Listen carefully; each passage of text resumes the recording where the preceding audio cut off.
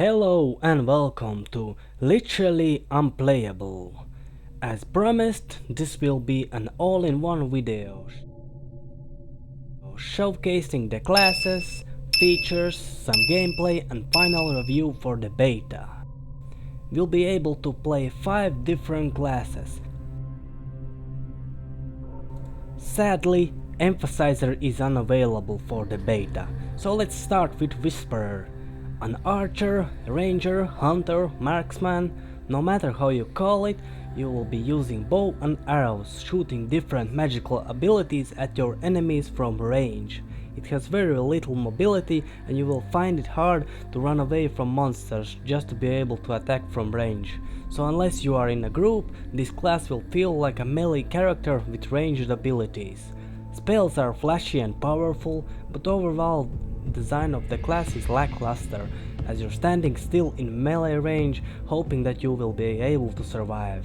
You have your dodge ability, but the cooldown is long enough that it's not impactful, but a skilled Whisperer player will be able to master this class and have no problems kiting enemies around. But for me, the starting experience was frustrating enough that I didn't want to continue to invest my time.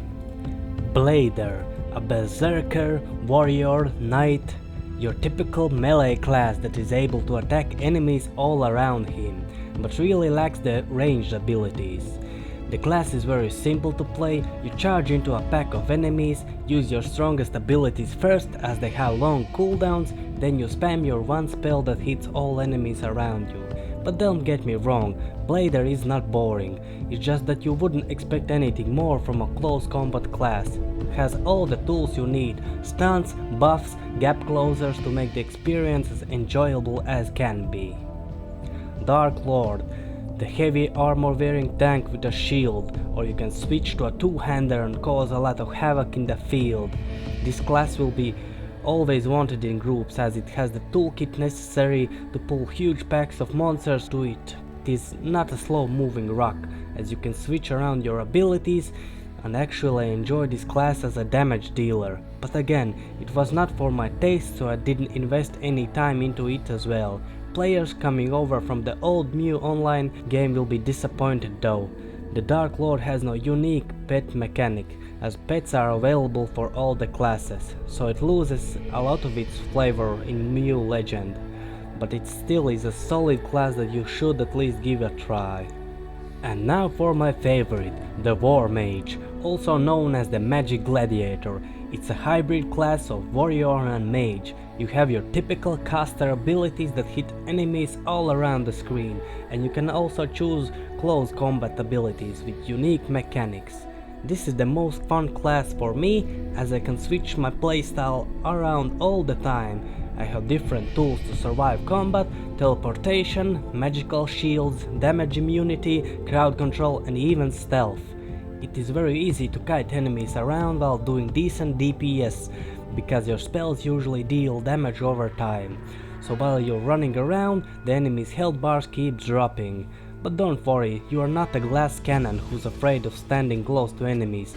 I've set up my character for close combat. Everything is exploding and burning around me, while my enemies are having a hard time doing any damage to me.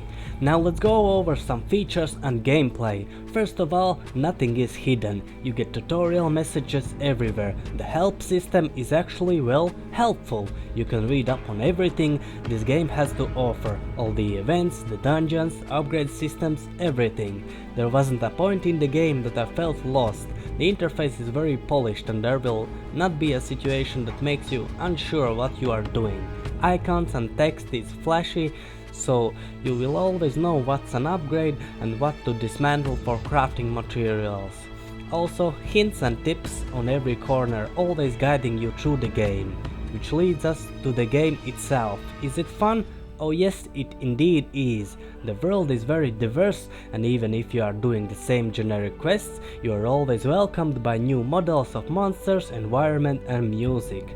The click to move controls are crispy smooth, and your character feels very responsive. The hotbar isn't clustered with unnecessary abilities and your spells always work precisely.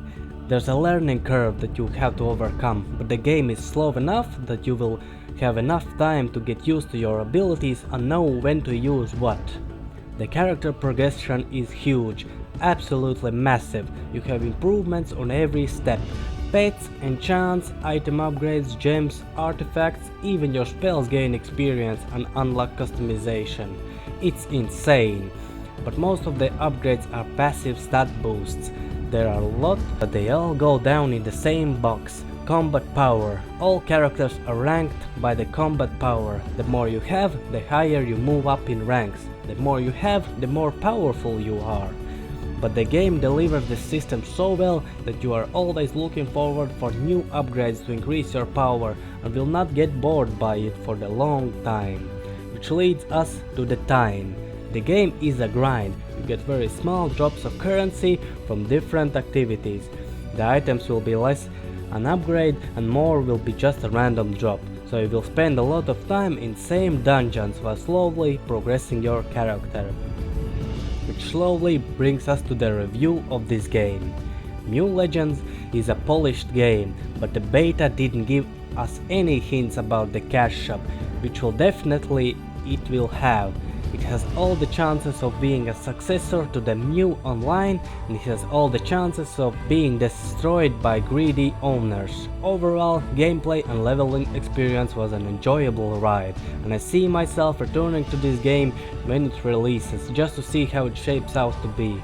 It's an 8 out of 10 game, with a question mark of course, as it can go down or up depending on the decisions of developers. It has minor flaws like performance issues and some interface features could use an improvement, but in and out this is a solid MMO experience for me. So thanks for watching, but be informed that I will not make any more New Legends videos, as this channel is not meant for that. I'm exploring and reviewing new games that are still in development, so if you enjoy that type of experience, feel free to join me by subscribing.